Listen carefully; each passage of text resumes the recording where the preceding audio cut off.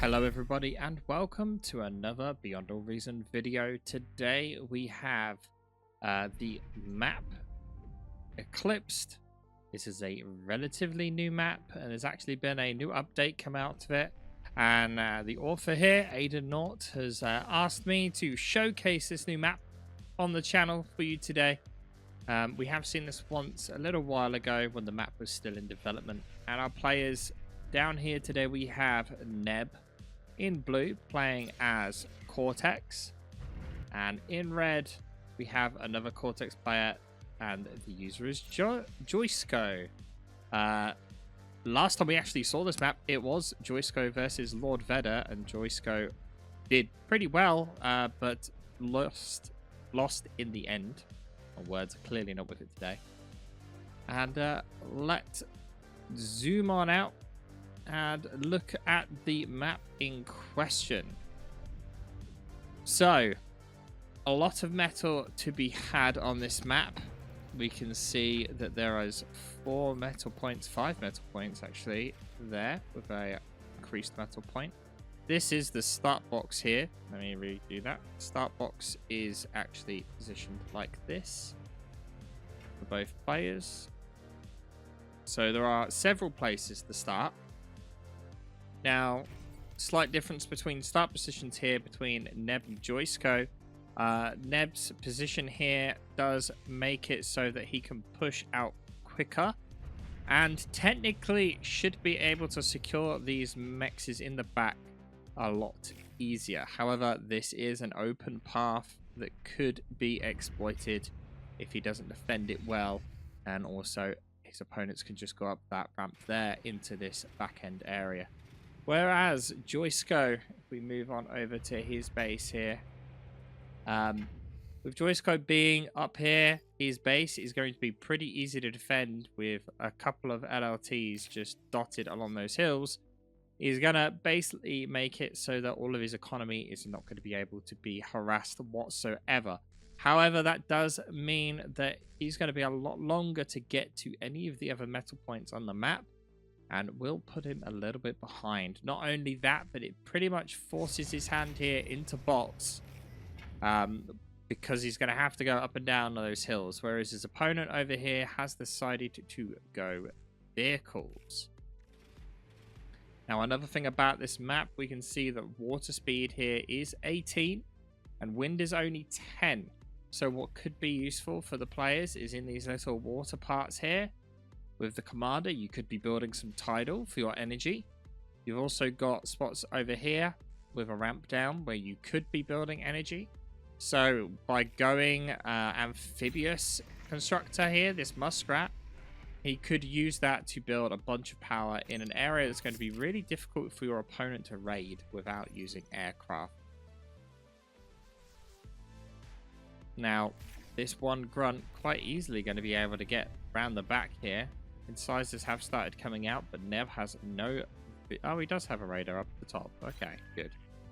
So he does know this is here, and we'll move that incisor to counter it, but this grunt will probably get that metal extractor before too long. Yep, manages to get it. Now, one thing of note, although there is 5 metal points here, the metal point is only a 1.5 strength. So it's not as much metal as you might think, but there's still quite a bit to be had. Now, a lot of energy to be had as well. You've got points here. We'll just use Neb's side of the map as an example here. You've got a point up here which can be very easily defended by just defending this ramp, and that's another 5 metal points. The middle is where most of the contention will happen. These are higher value metal points of 2.6 and 2.4 in the low ground, 0.5 on that higher ground there. And this higher section up here is also pretty easy for players to contest. Now, in theory, if one of these players manages to build some form of defense up here, that is a lot of metal to leave to your opponents. So you kind of need to be careful to not let that happen. Neb's commander kind of willingly gives up that metal extractor there. And that grunt is also now free and through radar built in a pretty bad spot there. This LLT is not going to really be able to defend it against any roaming grunts. Oh, but it does. If you're wondering why there's candy canes and stuff like that around and Christmas baubles, that is obviously because I recorded this just before Christmas. So if you're watching this when it comes live, I hope you have a good festive season coming up in, what is it, a couple of days? Tomorrow? Obviously, I'm not recording this on the day that is come live.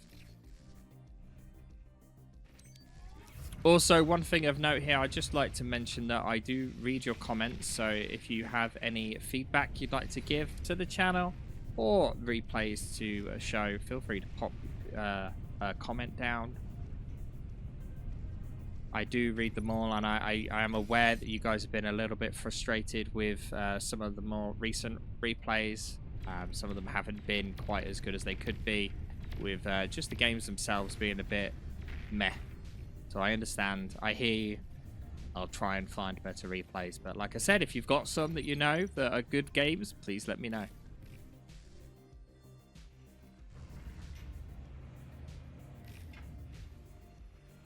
Meanwhile, both players just kind of taking it easy right now. As we look over the economy section, we can see that Joisco is building that geo. All of the spawn points here are going to have geos to build.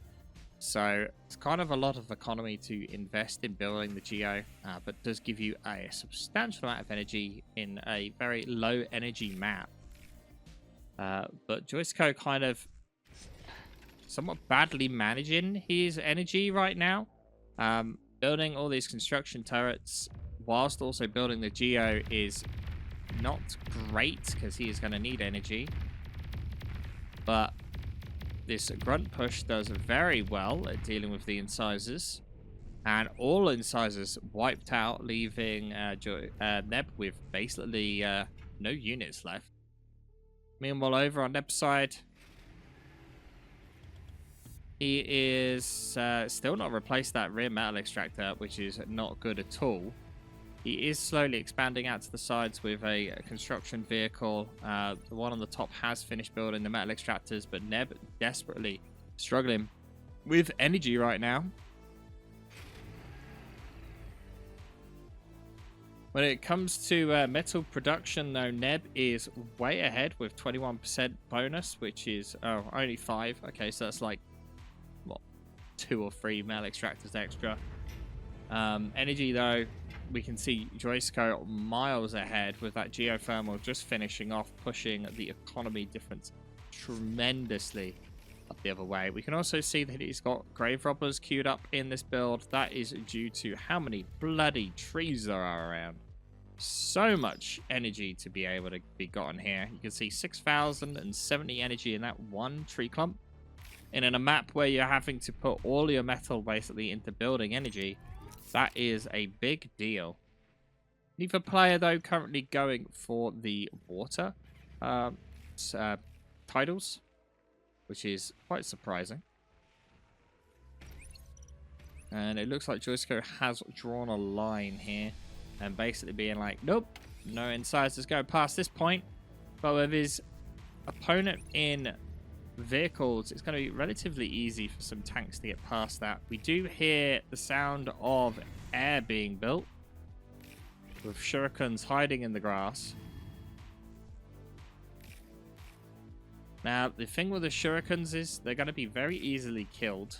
So he kind of needs to have this kind of like play that's going to make a big impact here that he's going to be able to use the shurikens for. Otherwise, they're a bit of a waste. Because as soon as your opponent starts building AA, the shurikens are pretty pointless.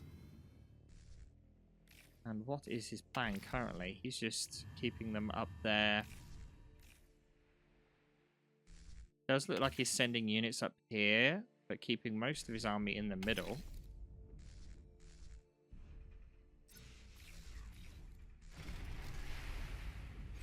No plan as of yet. You do finally see the muskrat come out, being able to get some form of titles being built. Not that he is microing it just yet with that intention.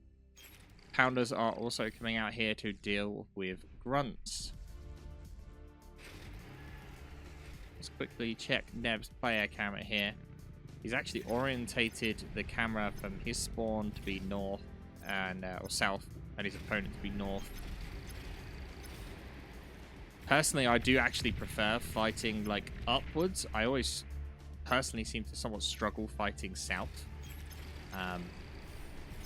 Don't know why that is, but seeing positioning the pounders very well, but only 2 pounders isn't gonna quite be a lot here. And as we quickly look at Joisco's camera here, traditional camera, a lot of zooming in and out here with a transition over to vehicles. He's positioned himself ready. There is a lot of shurikens now ready, so if Neb does push down, that is going to be a bit of a problem.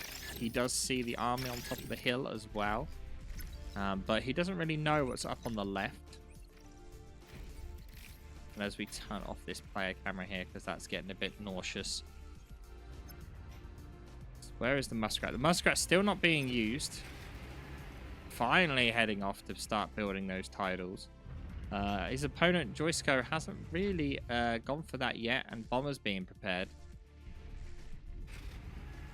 Whilst we're in this bit of a lull stage, I'm just going to up the speed here to 2 times. Because both players being pretty slow to do anything. Flames are fine in the middle here.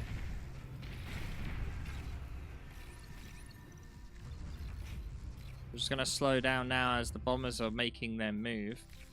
Also, it seems like the plan for the shurikens here is to EMP all these laser towers and then have this massive grunt force push through. Yep, and there they go. LLT's pretty much disabled. Still a few LLTs left, but nothing really to write home about. Anti-air being desperately built by Neb in the water, but it's not going to do enough as the grunts fly through all of those LLTs.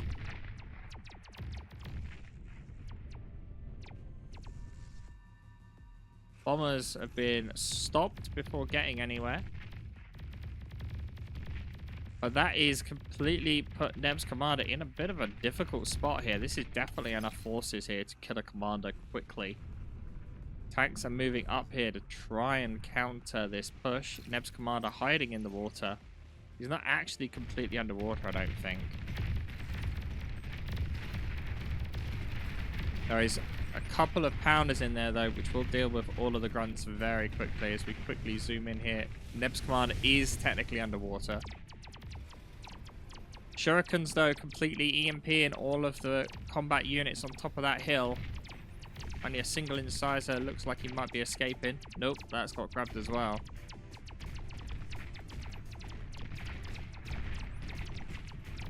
And while we move away from this fight here, we're going to keep an eye on these bombers as they come in.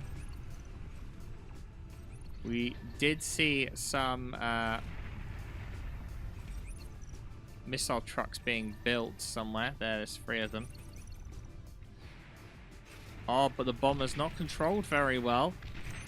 And as they turn around here, not a single bomb is dropped yet. There, finally some bombs get dropped, but that was a pretty terrible bombing run. So much more damage could have been done. I mean, I say it was a terrible bombing run. He still managed to take out a considerable amount of solars. Completely destroying the Rex as well as taking out a construction turret. But considering the damage that they could have dealt, that was pretty poor. Neb's economy as well at the moment. He has plenty of energy, so he's just rushing to build that Geo instead. And this is not going to be anywhere near enough tanks to go in against those grunts. And those grunts are just going to completely overwhelm all of those tanks. There are pounders there, but it's not going to be enough. Especially with shurikens on the way in. EMPing the last remaining tanks. He did inflict a massive amount of damage, leaving only 13 grunts left. Neb Commander is still in a very precarious situation, hiding under the water there. Question is, does Joisco know about that? He does not. Resbot's not here just yet. One there. Actually, no, there we go. 3 Resbots ready to go, and Neb is doing a relatively smart thing here. He is trying to contest this reclaim field. He's got the rocket trucks here to deal with the shurikens. But he has sent his entire army basically up here. And on the mini-map, you can see there's a group of forces massing on that bottom side. And he does need to be careful that he sends everything up here and has nothing to defend that bottom side. Neb now temporarily has control of this top side, but at the same time, all of these tanks are coming barreling down the middle. Joisco currently with a lot of metal and no energy to use it though. We're going to keep an eye on this attacking force here, as this could actually cause some significant damage. Nowhere near enough defensive forces to help with this. Pounders will cause some delaying here because of the huge amount of impulse that Pounders have. And you can see when it hits, it completely slows down anything around it, which did help buy some time. But now inside the base of Neb, and hardly any tanks have been killed at this point. Definitely targeting the Geo there, and units a little bit close. Does chain some of the wind as solar as well, and that's a lot of loss there for Neb. See a tank in this top right of the screen here, also trying to go for the construction turrets. Not reclaiming the tank up there either. And this is a massive, massive amount of damage being dealt to Neb. Neb really struggling for metal as it is. And to lose pretty much his entire base with only 2 solar collectors left. Make that, yep, still 2. Luckily enough for him, he had this Geo built up on the hill. And, as we said before, all of this tidal. So, although that was a lot of damage, Neb's still actually fine with his energy production. Still not, you know, positive, but still. Now taking the fight back to Joisco, though. That is a lot of resbots here that are about to be taken out.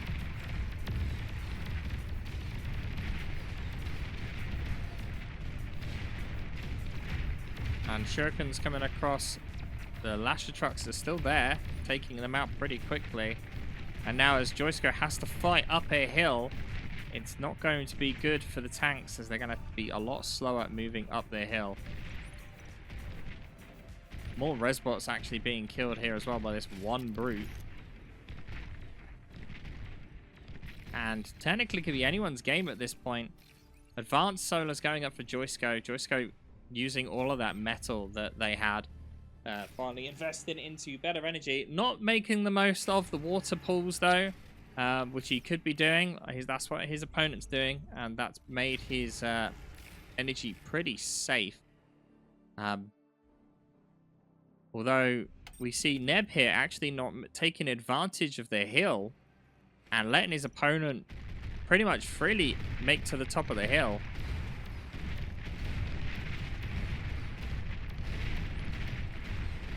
And this is a lot of brutes.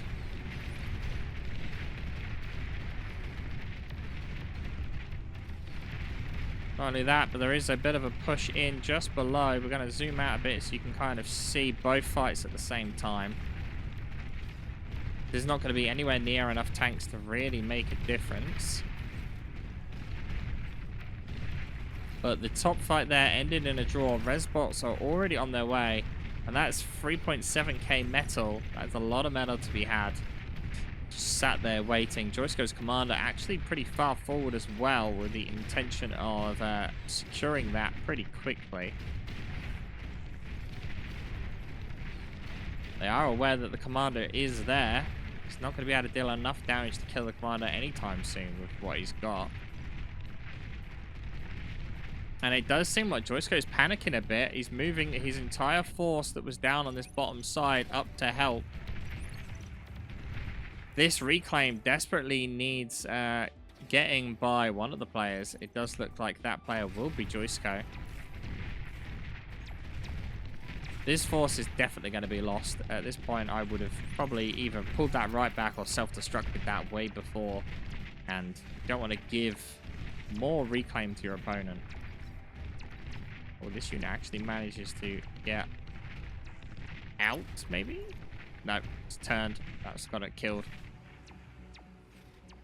And right now, they're really behind with units. If we look at army value here, 4.7k as opposed to 5k difference in units value. And that's going to keep going up as you see. All of these resbots are just resurrecting everything. It's like you're fighting the scavengers. And this is such a large amount of army up here that these guys are going to be able to go and res. I think Neb is probably not much longer for this world unless he can get one significant battle where he is able to turn the tide and actually claim that reclaim field. Commander and army looks like he's about to be surrounded as well by that force to the north.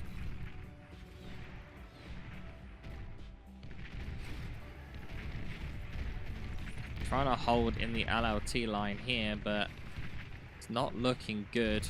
Neb's commander actually running away.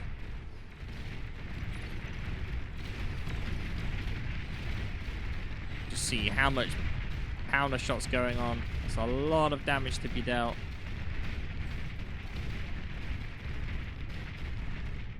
And it does look like Joisco is actually falling back. If you can get that reclaim field, that will make a bit of a difference. May help him pull back here. Where are the resbots? No idea. Now they're coming back up there. You can see them just there.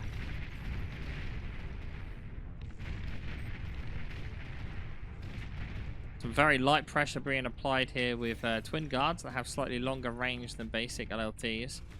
Trying to make a little hole, but this group of tanks here that are getting around the back are going to cause Neb some problems. Doesn't really have an effective way of dealing with that just now. All of his forces are elsewhere, trying to hold the reclaim field, which he desperately needs.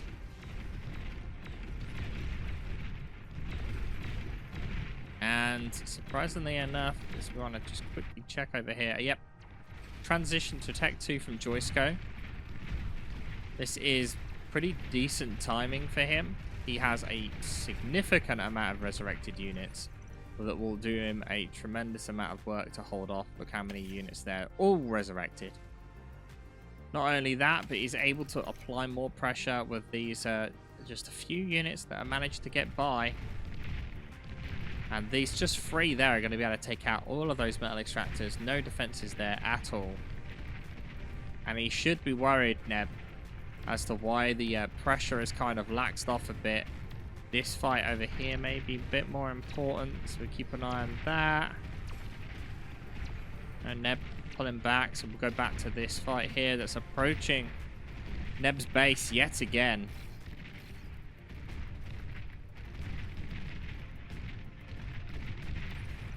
Neb with two Tech 1 vehicle labs and the Tech 1 bot lab here.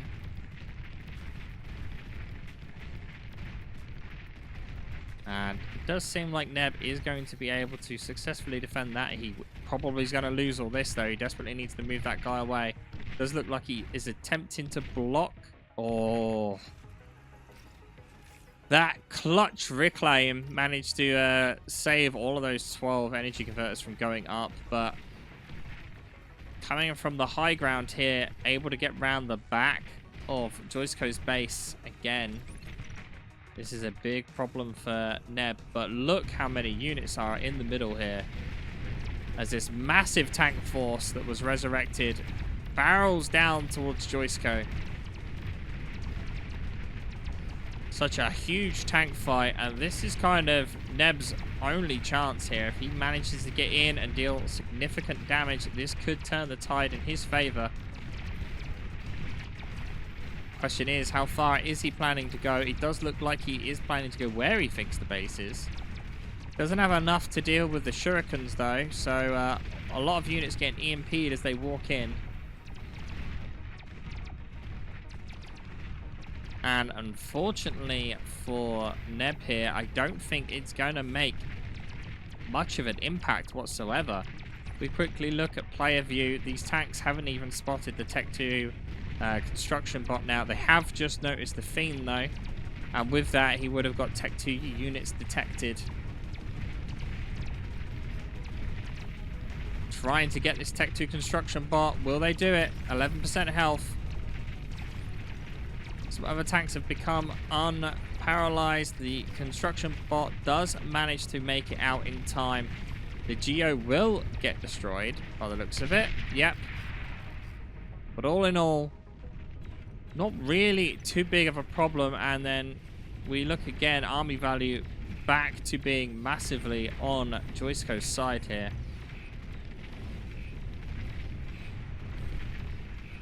And just trying to run these tanks by, probably not even realizing the direction that they're going here. Just a single, like, artillery would probably remove all of that. And they've just been in throw everything at the enemy mode now. And it's not working out for him whatsoever. Desperately needs to try and regroup. He needs to transition over to tier 2 himself. Otherwise, he's going to get left behind. Also seeing a bit of fatigue here from Neb's side as he's not rebuilt any of those metal extractors that he's lost. And this is one thing that we had a very, very sensible comment on a video the other day that was basically saying that when we often see lapses, it's because of issues with concentration. I can't remember what it was verbatim, but basically they said that, you know, as a human, you can generally focus on one task very well for 15 minutes. And then after that, you start to lose concentration. And especially if you reach the 1 hour mark, then you really start to lose problems. We're currently at the 27-minute mark here, and it does seem like Neb might be starting to struggle to concentrate effectively and being able to really pay attention to what needs to be done. You can see here he's gone to Tech 2 with this, reclaiming all of his labs, but he still hasn't rebuilt these 2 metal extractors right in his base. And it's just little things like that that you don't really think about when you're playing yourself.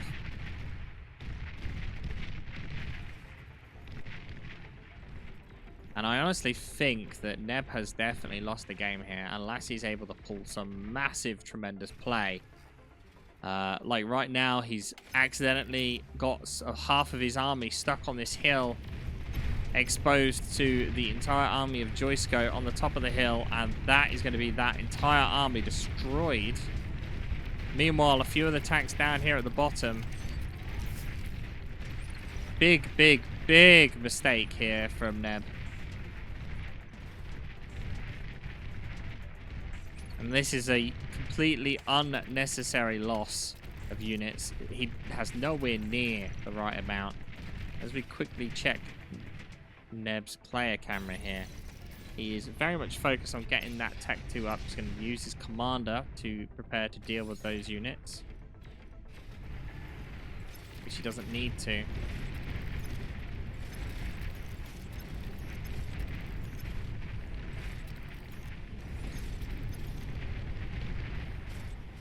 He's desperately trying to protect that reclaim field, which makes sense.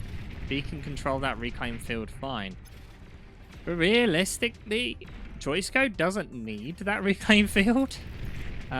He is very, very much far ahead right now. See, he's got all of these metal extractors. He's already gone Tech 2 in a bunch of places. He's building up a Tech 2 force to finally push in. And even to the point where he's air transporting Tech 2 constructors to the front line. That's how far ahead he is. And it does very much seem like Joisco has learned a lot from his previous games when he lost on here last time. And is done a tremendous job at, well, improving since we last saw them.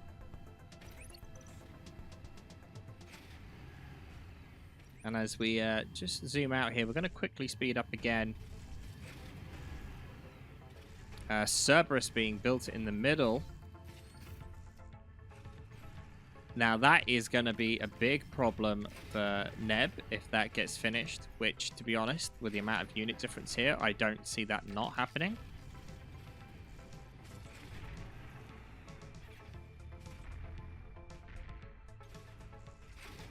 And also Resbots here in the background, just slowly resing everything that was built there. Neb is trying to get to Tech 2, and the Tigers will do a decent job killing the Tech 2 land. And there goes the Cerberus.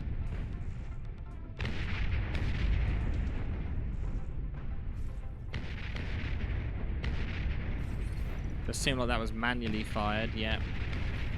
Here comes an airwave to get some vision.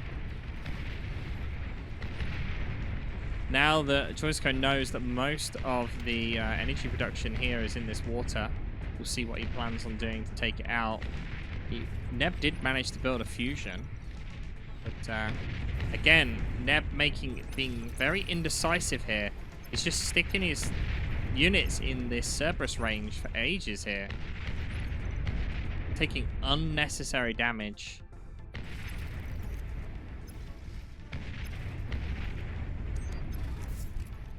Maybe not sure what to do right now, but this Cerberus is going to be very, very tough nut to crack. We see a Sheldon ball starting to amass here. The typical Sheldons, radar bot, radar jammer. And it also seems some sumos there for defense. Now, what I would have normally said is, oh, you know, you need to take back initiative and you know, push for a distraction or something like that. But I honestly think right now, at this point, it's a bit too late for Neb. Not only is his opponent very much ahead of him, Tech 2, he is ahead of him on every shape and kind. And no matter how much damage he does here, he's walking straight into a Cerberus in order to deal it. And he needs to really engage outside of that range. But the thing is, if he lets his opponent take this high ground, he can just build another Cerberus here.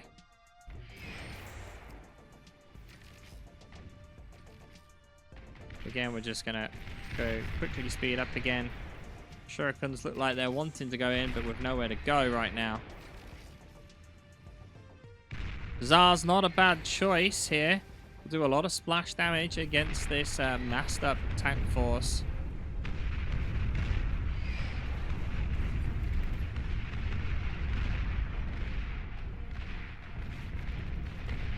And we do see it looks like Neb's trying to make a move here. I don't think he's really experienced the Cerberus much.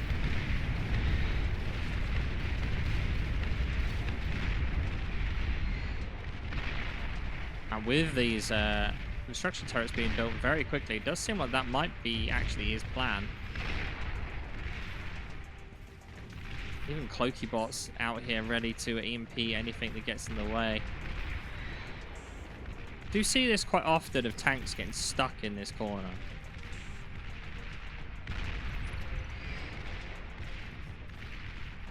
What would be maybe beneficial for him right now is a couple of banishers.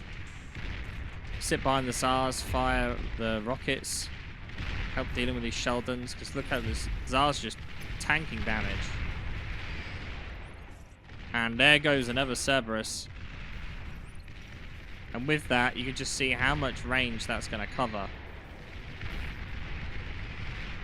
The EMP does not manage to go off in time. Now, bear in mind, most of these tanks are all Tech 1. There's only a couple of Sheldons in there. And maybe a couple of Sumos. But it's just the sheer quantity of all of these resurrected units, they're not even like these are all like made units. Most of this is resurrected. And this should tell you the power of Resbots.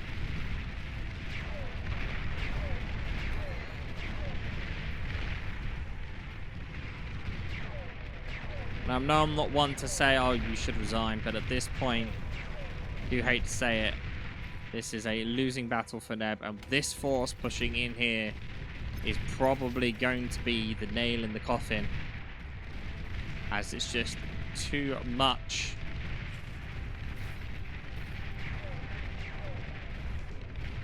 And he's trying to push Azar out, but Azar doesn't even get out the... Well, the Azar gets out of the factory as the factory explodes. And Neb's going in for the D-guns. Managed to take out a huge chunk of tanks. Fusion's trying to be kept alive here. That Fusion is going to do a big chunk of damage to Neb's commander. Neb actually taking out a very large quantity of tanks there, but all in all, didn't pay off as we see the gingerbread man lying in the water. Thank you all for watching. Let me know how you felt this went with doing all the speed ups and stuff like that. I'll try and continue doing that if you guys enjoyed it that way. Again, hope you all have a very fun, festive time, and see you guys next time.